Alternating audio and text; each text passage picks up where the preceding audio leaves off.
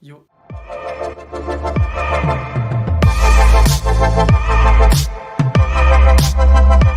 Aujourd'hui on se retrouve pour une nouvelle vidéo. Avant de commencer, j'espère que vous vous portez bien en cette période très compliquée, comme disent tous les professeurs sur l'ENT. Justement, aujourd'hui on va parler de l'école et ce que je trouve nul dans l'école, parce qu'il y a beaucoup de choses. Avant de commencer, je voulais aussi vous dire que prenez pas tout ce que je dis au premier degré, hein, même si je le pense un peu quand même. J'ai le droit de penser en fait comme vous, comme tout le monde, et si vous n'êtes pas d'accord avec moi, tracez votre route. Voilà, tout simplement.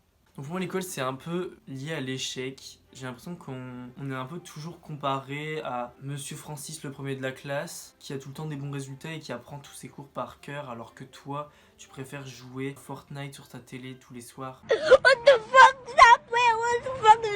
Elle nous supprime beaucoup d'opportunités. J'ai l'impression qu'on nous restreint au schéma habituel de l'école. Le gars qui va aller à l'école dès la maternelle et qui va finir l'école à 20 ans après ses études. Faut que vous mettiez en tête qu'en fait, si on nous forcerait pas à aller à l'école, on n'irait pas. Hein. L'école, c'est clairement la société qui nous veut à l'école. Ils sont en mode éducation, éducation, éducation.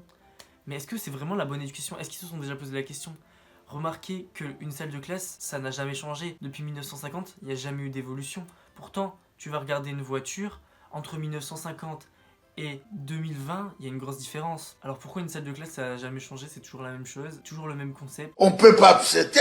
Il y a plein de gens qui suppriment toutes les opportunités qu'ils ont pu avoir pour autre chose, pour l'école. Je parle pour moi là, j'aurais clairement pu m'intéresser à autre chose que l'école et réussir dans d'autres domaines que l'école, parce que je n'ai même pas réussi dans l'école, je n'aurai pas mon bac, je n'ai pas mon bac en fait.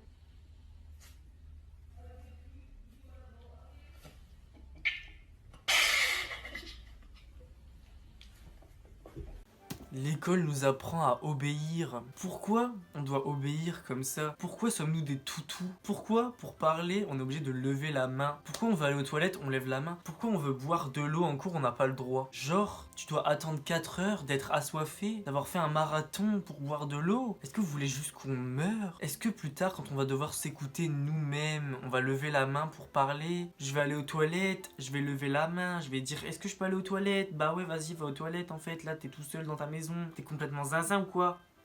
Merde! Oh, c'est con ça! On compare tout le temps les élèves avec des difficultés, des élèves avec des facilités. On n'est pas tous... Quand est-ce que vous allez comprendre qu'il y a des gens qui sont pas capables de rester sur un cahier pour lire des cours qui sont même pas bien écrits, parce que j'ai même pas été intéressé pendant le cours, j'ai même pas essayé d'écouter. Je me suis juste endormi, j'ai fait du gribouillage sur ma feuille. Quand un élève a des facilités, on va pas l'aider à aller plus loin, on va lui dire c'est bien, t'as des facilités, point barre, tu restes là. Elle va pas le noter un peu plus sévèrement en mode il va s'améliorer encore, bah non. Un élève qui a des difficultés, on va le noter durement pour qu'il travaille et pour qu'il arrive à être moyen. Mais moyen, t'as cru c'était l'objectif moyen? T'as cru que je voulais être moyen toute ma vie? Bah non. Moyen qui a même pas la moyenne. Je déplaudis. Ça, c'est quand quelqu'un fait quelque chose d'inacceptable. On nous habitue à une vie d'employé depuis le début, on vous ment. En fait, on vous habitue à respecter les consignes. On vous habitue à respecter les consignes pour que vous soyez des bons petits toutous plus tard et que vous soyez là en train de respecter les ordres qu'on vous donnera jusqu'à vos 40 ans. Et que vous allez avoir la flemme de travailler tous les jours, vous allez jamais kiffer votre travail en fait. C'est pas en écrivant des dissertations sur Victor Hugo que vous allez réussir dans votre vie. C'est la guerre. On ne développera jamais votre esprit créatif. Vous serez des robots. Beaucoup, à cause de l'école, ont la peur d'échouer. Or, c'est grâce à l'échec qu'on se construit. Tout bon chef d'entreprise vous dira que c'est avec l'échec qu'on se construit, que c'est avec l'échec qu'on réussit. C'est en se trompant qu'on apprend. Mais à l'école, on vous interdit d'échouer. Quand t'as faux, tu te tais, tu ne sers à rien, tu n'as pas le droit à la parole. T'as 8 de moyenne, mais même pas tu parles avec les gens qui ont 18, ok? Toi, t'es un miskina. Toi, tu te la fermes, ok? Ooh, she's different. Okay. Ça veut dire ça, clairement. Quand on vous dit échec scolaire, c'est scolaire. C'est bien écrit scolaire. C'est pas écrit échec de ta vie. Plus tard, tu vas être pauvre. Peut-être que t'as échoué à l'école, mais on s'en fout que t'aies échoué à l'école. Genre, tu vas peut-être être millionnaire plus tard. Peut-être tu vas carrément réussir ta vie. Qu'est-ce que t'en sais? Tu sais pas de quoi est fait le futur. Sans doute, on va tous crever. Tous les gens qui avaient 18 de moyenne là à l'école, vous avez tous perdu votre temps en fait. À apprendre comme des malades là. Vous avez même pas profité du beau temps. Là, vous voyez, peut-être vous allez crever du coronavirus, vous ne le savez même pas. Pourquoi vous avez perdu votre temps à faire ça? Ça va pas dans ta tête? Les notes ne déterminent pas qui tu es. Francis, c'est pas parce que t'as appris par cœur tous les soirs de l'année et que t'as 18 de moyenne que t'es intelligent. Je suis sûr que la moitié de ce que t'as appris par cœur, tu l'as oublié. Donc arrête de rabaisser tes amis qui ont 9 de moyenne. T'as fini? Non, j'ai pas fini, je fais que commencer. Quelqu'un qui se trouvera faible, il va pas se trouver faible tout seul. C'est parce qu'on lui a dit, parce qu'on lui répète qu'il pense être faible. Et après, ah bah pourquoi cette personne est en phobie scolaire? Ah bah fallait réfléchir avant d'agir, hein. Donc fais ton travail. Fais ton travail. Ouais. Fais ton travail. Fais ton Vous créez des compétitions entre les élèves. Est-ce que vous trouvez ça normal que sur Parcoursup, on ait un classement de classe? Genre par matière, il y a un classement de classe. Tu vois si t'es 19ème sur 19ème.